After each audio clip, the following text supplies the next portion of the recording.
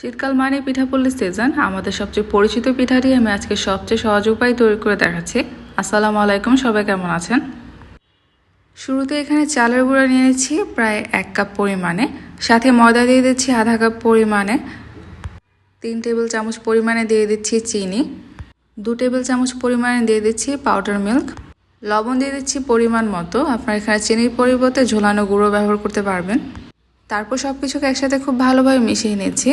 Normal পানি দিয়ে দিচ্ছি প্রায় 1 কাপ থেকে 3 টেবিল চামচ পরিমাণে পানি আমার এক্সট্রা লেগেছিল।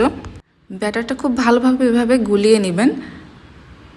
ব্যাটারটা অনেক বেশি পাতলা অথবা অনেক বেশি ঘন হবে না, মোটামুটি পাতলা একটা ব্যাটার হবে। ব্যাটারের ঘনত্বটা ঠিক এরকম হয়েছে। এরপর এটাকে আমি ঢেকে প্রায় 1 ঘন্টার জন্য একপাশে রেখে দিচ্ছি। রেস্টে রাখতে হবে যেহেতু চালের গুঁড়া দিয়ে এটা তৈরি।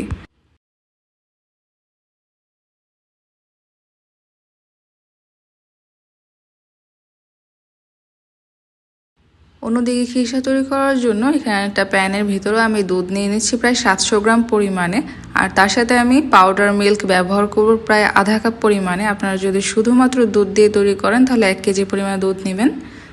এরপর নেড়ে দুধটাকে আমি খুব ভালোভাবে মিশিয়ে নিচ্ছি। এটাকে একদম ঘন করে নিতে হবে।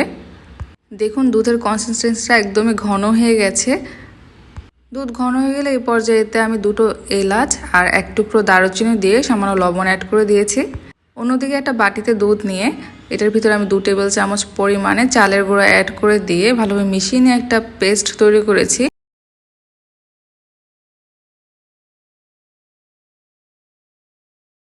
এটাকে আমি অল্প অল্প করে এই দুধের ভিতরে মিশাচ্ছি আর এটা নেড়ে নিচ্ছি।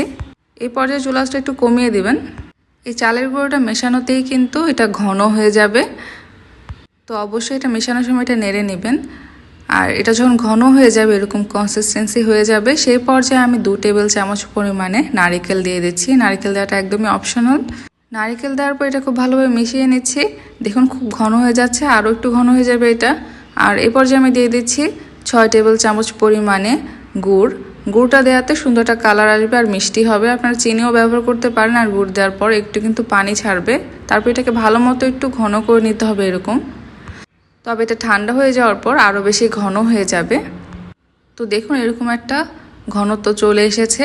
এটাকে আমি এবার একটা নামিয়ে পাত্রে নিয়ে নেব। তারপর একপাশে রেখে দিচ্ছি এটা ঠান্ডা হয়ে যাওয়া পর্যন্ত।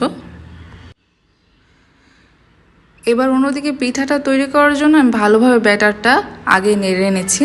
নেড়ে নেওয়ার পর একটা প্যান চুলার উপরে বসিয়ে দিয়েছি। তারপর এর উপর দিয়ে একটু তেল ব্রাশ করে নেবেন।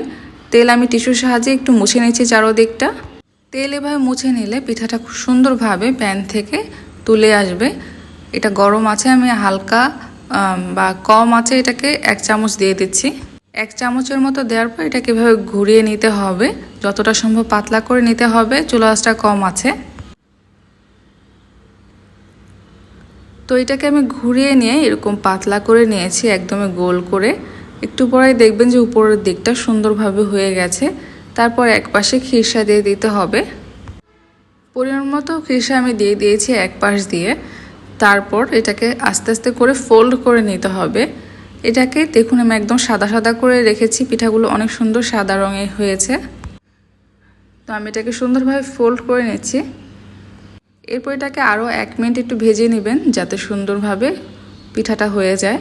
তো হয়ে গেছে। আমি একইভাবে আরও কিছু পিঠা তৈরি করে নিচ্ছি। পাটিসাপটা পিঠাটা অনেকের কাছে অনেক ঝামেলা মনে হয়, তবে শুধুমাত্র ব্যাটারটা রেস্টে রাখবেন 1 ঘন্টা। এছাড়া কিন্তু মাত্র 10 মিনিট লাগে এই পিঠাটা তৈরি করতে। প্রতিটা পিঠা কিন্তু 1 মিনিটেরও কম সময় লাগে তৈরি করতে। আজকের রেসিপি ফলো করে যদি তৈরি করেন খুবই সুন্দর এরকম সাদা সাদা পিঠা তৈরি করতে পারবেন। তো তৈরি হয়ে গেল খুবই মজাদার পাটিসাপটা পিঠা। আমাদের ট্রেডিশনাল একটা পিঠা এটা। শীত আসলে একবার হলো এই পিঠাটা আমরা ট্রাই করে দেখি। চেষ্টা করেছি একদম সহজ উপায়ে আজকের রেসিপিটা আপনাদের দেখানোর। ভিতরটা কেমন হয়েছে একটা ছিঁড়ে দেখাচ্ছি। আশা করছি আজকের রেসিপিটা আপনার বাসায় একবার হলেও ট্রাই করে দেখবেন। আগামীতে আরও অনেক রেসিপি দেখার আমন্ত্রণ জানিয়ে বিদায় নিচ্ছি। সবাই ভালো থাকবেন। আল্লাহ হাফেজ।